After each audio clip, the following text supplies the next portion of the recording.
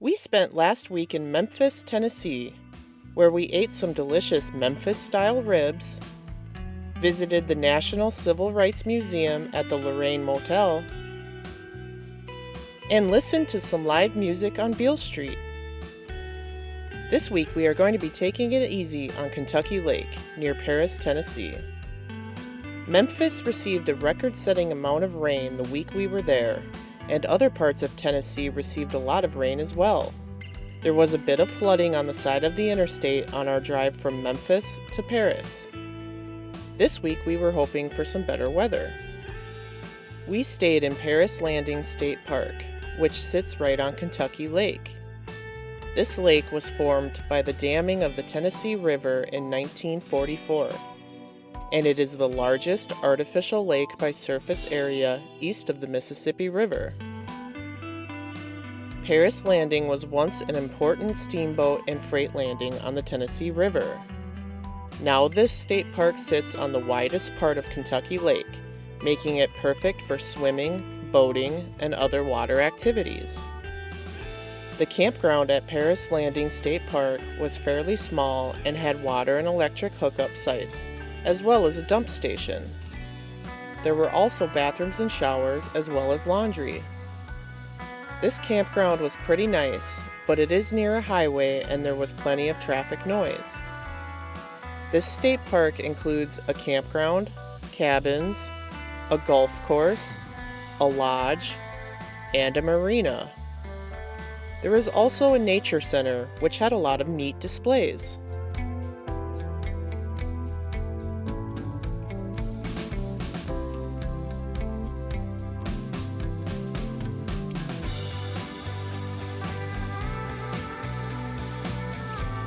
There is a small aviary, plenty of picnicking spots, and a beach, which was flooded while we were here. There are also a few hiking trails. We did the Raptor Trail one afternoon, which was a moderate trail that brought us to a small cove.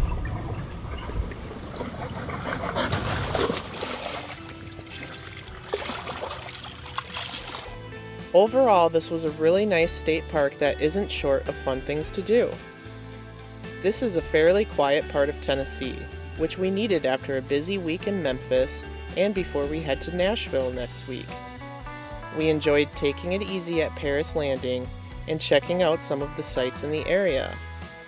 We just had to see the Eiffel Tower in Paris. And we couldn't pass up some Cajun food at Blues Landing, where I ordered the Cajun ribeye and Keisha had some boudin. The Tennessee and Cumberland rivers once bordered a strip of land in both Kentucky and Tennessee, which was known as Between the Rivers. When both rivers were eventually dammed to form both Kentucky Lake and Lake Barkley, the land that was not flooded was turned into a national recreation area, known as the Land Between the Lakes. This area is home to the Trace, a road that runs through the recreation area, as well as several hiking trails, including the North-South Trail, which is 58 miles in its entirety. We enjoyed driving the Trace through the Land Between the Lakes. There were a few interesting stops on this drive, including the Great Western Furnace. This is all that remains of one of 18 iron furnaces that dotted the land between the rivers. The Great Western Furnace operated for just 34 weeks and closed in 1856. Just down the road from the furnace is the South Bison Range, where we were lucky enough to spot the bison right by the road. There is also a bison and elk range near the Golden Pond Visitor Center in Kentucky. This range costs $5 per vehicle to enter, and you can drive around and see the bison and elk herds. The South Bison Range near the Great Western Furnace is a free spot to see bison if they are out in the open. We also visited the Golden Pond Visitor Center in Kentucky, which had some great information on the land between the lakes. There were some nice displays on the first people, settlers, and the communities of the area, an eminent domain and the transformation of the area into the Land Between the Lakes National Recreation Area. There are a few hiking trails near the Golden Pond Visitor Center as well. Inside of the Visitor Center, you can buy tickets to a show at the in-house planetarium.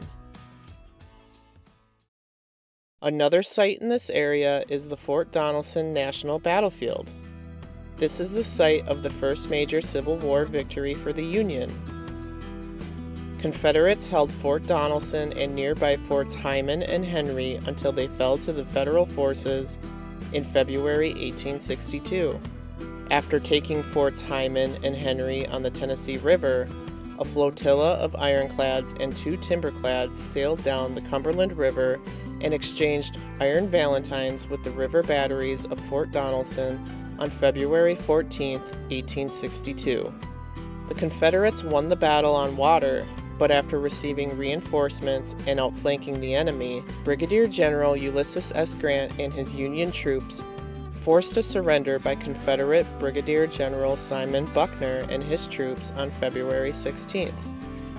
This was a very important victory for the Union, giving them control of the Tennessee and Cumberland rivers and surrounding railroads. We checked out each of the stops on the battlefield tour, including the fort, batteries, National Cemetery,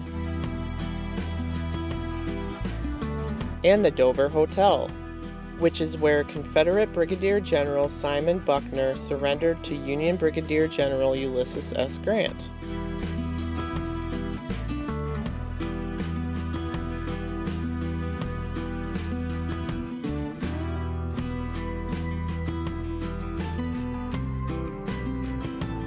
While in Dover checking out the battlefield, we had lunch at Dover Grille. This place had a pretty good blooming onion and some great plate lunch deals. After all of this exploring of the area, it was nice to come back to our campsite at Paris Landing and relax. We had a wonderful time at Paris Landing State Park in Tennessee. We enjoyed exploring the land between the lakes, as well as learning more about an important battle at Fort Donelson National Battlefield in the nearby town of Dover.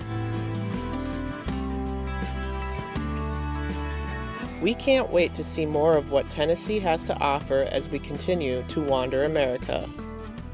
Hope you enjoyed!